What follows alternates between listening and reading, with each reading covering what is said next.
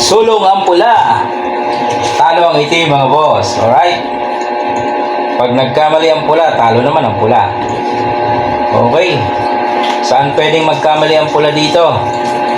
Abay, kung dito siya, mali na agad to kasi oh. Tres, di ba? Oh, yung mga error dyan ng pula. Dito, ganun din. Ipakain eh.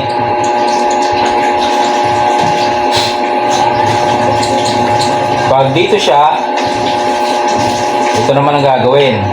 Oh, mauwi yan sa draw.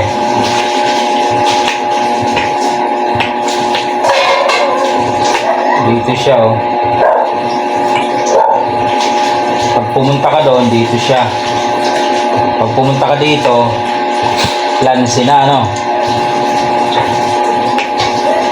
Tapos pakali. Tres. Yan o, tres. Dito, tres din. Yan. So, dapat mananalo ang pula. Ibalik natin.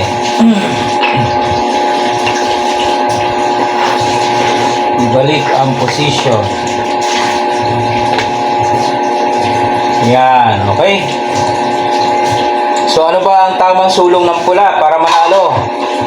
Ganito lang mga boss, sure win ka na dito. Ayun. Wala sekreto, pakain dos. So, dama na ito, no? Palta natin, yan, dama na siya. Anong sunod na gagawin? Dito ka lang, sasabay ka lang. Hindi man pwedeng isang kain, no? Dalawa yan, no? Yung dama, kakain ng dalawa. Yun naman ang bawi mo. Kain ka ng dalawa, nakadama ka. Okay? Oh, hindi. Kahit dito siya, dito ka lang. Dito siya, dito ka lang. Dito siya, dito ka lang. Oh. Dito siya. Dito ka lang, maglalagari ka lang dito. Oh, wala na. Magpapakain na mangyari.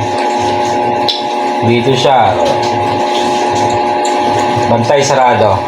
Okay mga boss. Ayos din.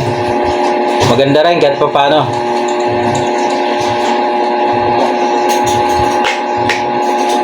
Na ano kasi, na tawag na sabay. Yung tinatawag na lansing sabay, no? Yan. Sabayan. Lansing sabay.